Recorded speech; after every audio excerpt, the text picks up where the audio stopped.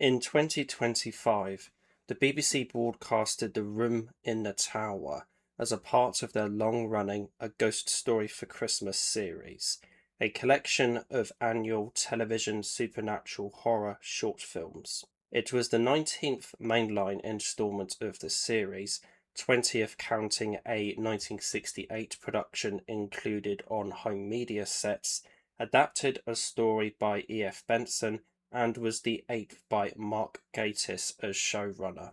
On the 20th of December that year, the Radio Times released an article which featured a discussion with Mark about the series.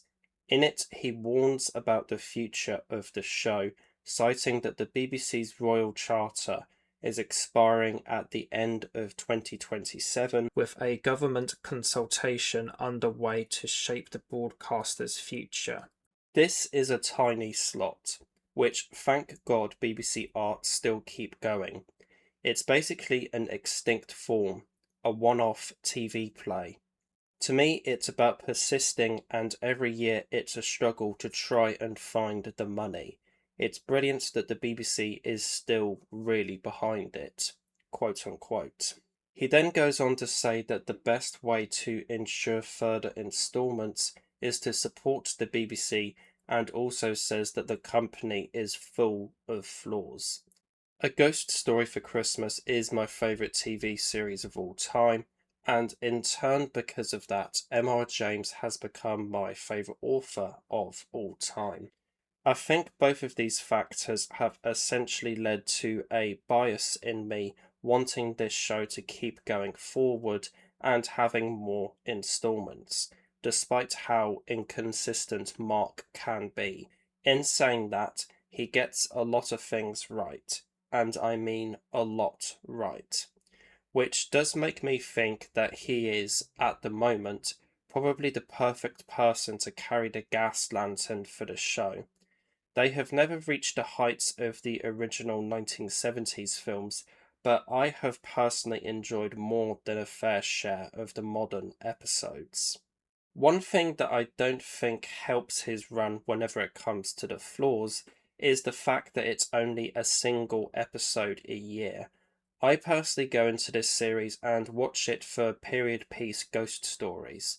So whenever I get an episode like The Dead Room, a modern day set story, I can't help but feel a bit disappointed because it's just simply not what I am looking for in the series, and then I have to wait another year for an episode in the hopes that it cuts the mustard.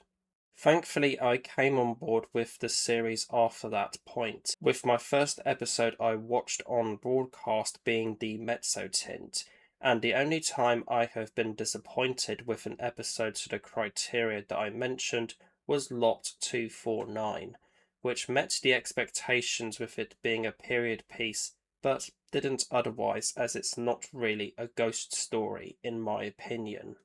Generally, I am also not a fan of the recurring cliche in his episodes of how there is a big scary moment at the end of some of them.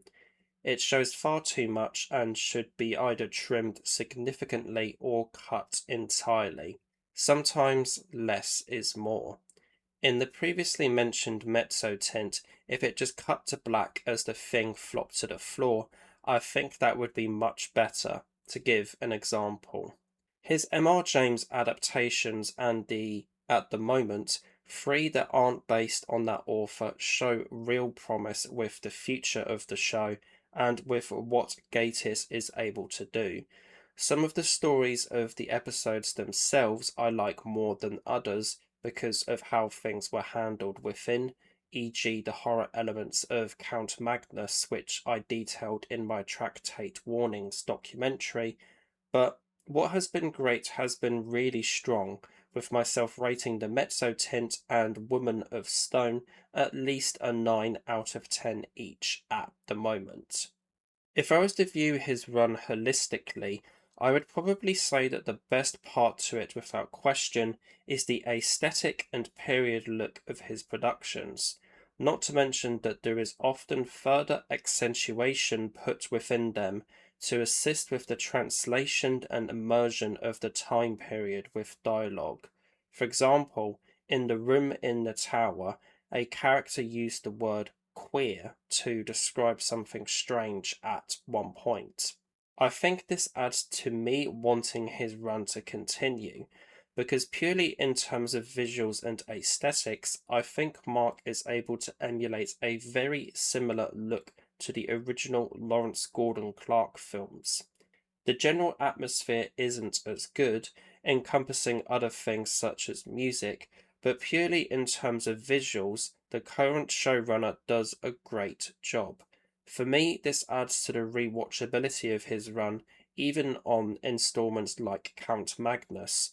The overall style and clear love for the original author make it more than watchable for me. In the article, Gatiss cites three stories in particular that he would like to adapt for further episodes, ending it by saying that there are loads that he would also be interested in.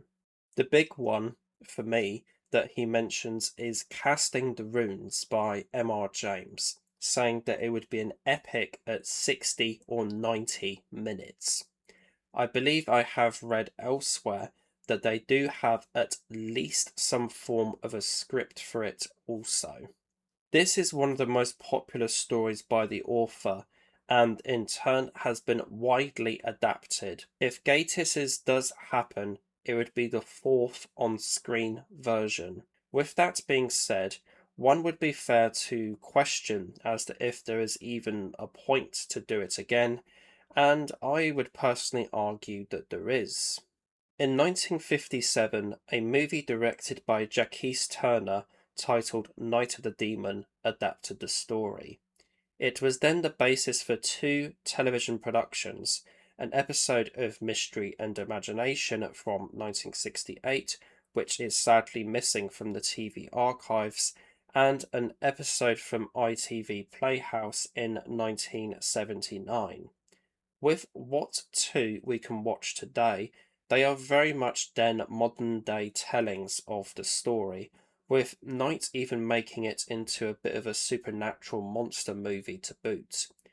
With that into consideration, it would be wonderful to have a period accurate version of the story that I can watch.